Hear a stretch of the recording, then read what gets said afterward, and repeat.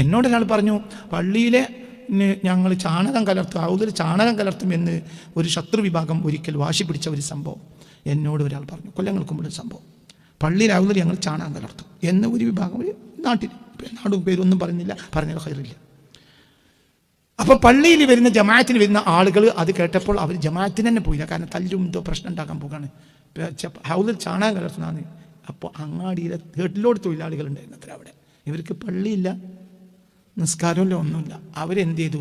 Loading നിർത്തിച്ച് എവിടെ നിർത്തിരുന്നു? പള്ളി ആയിക്കോട്ടെ, അതൊന്ന് കാണാമല്ലോ. ഇവർ പള്ളീൻ്റെ ചെരുവിൽ അങ്ങനെ ഉത്തിരുന്നു. നബൽ നിസ്കരിച്ചോ? നിസ്കരിക്കുന്ന ആളുമല്ലല്ലോ. ഇവര് അങ്ങനെ പള്ളിയുടെ ഔദിന് ചാണകം കലർത്തുന്നവരുണ്ടെങ്കിൽ ഞങ്ങൾ കൊണ്ട് കാണണം. ഒരാളെ കുത്തിരുന്നു.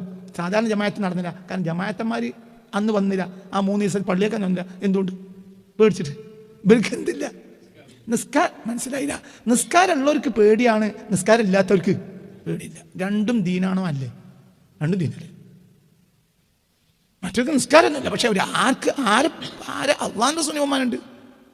ഇത് അള്ളാൻ്റെ വീടാണ്. എനിക്ക് കുതിരയോടുള്ള സ്ഥലമല്ല. പള്ളിയിലാവുന്നൊരു ചാണകം കലർത്തി ഞങ്ങളെ തലപട ഉണ്ടാവുമ്പോൾ ഞങ്ങളെ തലവെട്ടിട്ട് കലർത്തിക്കോ. ഇതൊരു മനുഷ്യൻ്റെ ഈമാനാണോ? അല്ലേ? പറയുന്നത് ഈമാനാണോ? അല്ലേ? എന്നാൽ അവർ ജമാഅത്തിനുണ്ടോ? ഇവർ അള്ളാൻ ശത്രുക്കളാണ്. എവിടെ നിങ്ങൾ വരുന്നത്? എന്താണ് വിചാരിച്ചത്? നിങ്ങളൊരു 4 നിസ്കരിക്കാനില്ലാത്തവരൊക്കെ അള്ളാൻ ശത്രു. ഒരു നിലക്ക് ഇവരെ സ്നേഹം ഉണ്ടടാ നമുക്ക്. ഒരു പ്രതിസന്ധി ഒന്നും നമ്മളുണ്ടാവില്ല.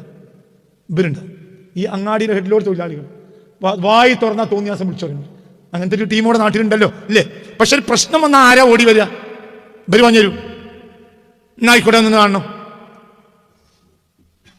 സത്യല്ലേ കുട്ടികളെ ഈ പറഞ്ഞത്? നിങ്ങൾ എന്ത് വിചാരിക്കും? നിങ്ങൾ നിസ്കാരത്തുമ്പോൾ എന്ത് അളക്കലാക്കാൻ? അതേ സമയത്ത് റബ്ബിച്ചാലി മൊക്കെ മസ്വല. ഞാൻ ഇന്ന് നിസ്കരിച്ചിട്ടുണ്ട്, നിങ്ങൾ നിസ്കരിച്ചിട്ടുണ്ട്, നിസ്കരിക്കാത്തൊരു വരില്ല. അള്ളാഹു നമുക്ക് തൗഫീഖ് തരട്ടെ. അതേ സമയത്ത് ഇതൊന്നും ഇല്ലാത്ത ഒരാളെ നിങ്ങൾ തള്ളൊന്നും വേണ്ട.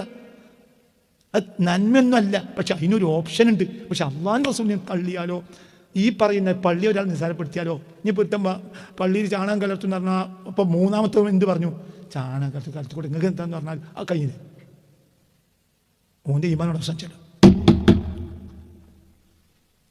ചാണകം കലർത്താതിരിക്കുക ചെയ്തോട്ടെ, അവരെ പണി അവരെടുത്ത്. നിങ്ങൾ അതിനൊന്നും പ്രശ്നം ഉണ്ടാക്കാൻ നടക്കണ്ടെന്ന് പറഞ്ഞാൽ കഴിഞ്ഞല്ലോ. അള്ളാൻ്റെ വീടിനെ മലിനപ്പെടുത്താൻ ഒരാൾ ഉദ്ദേശിക്കുന്നെങ്കിൽ അവനെ തടയലോടെ ബാധ്യതയല്ലേ? ഈ തടയൽ പലപ്പോഴും നിസ്കരിക്കുന്നവരല്ല തടയുക, പിന്നെ ആരാ തടയുക? നിസ്കാരമൊന്നും ഇല്ലാത്തൊരു ജനത തടയും. കാരണം അവർക്കത് അള്ളാഹ് വലിയ നമുക്കുള്ള വലുതല്ല, പേടിയാണ്. ഇതൊക്കെ ഓപ്ഷൻസാണ്. ഇതൊക്കെ അള്ളാഹുവിലേക്കുള്ള വഴികളാണ്. ഇവർക്കൊക്കെ സ്നേഹമാണ് ആരെയും അള്ളാഹുവിൻ്റെ റസൂൽ.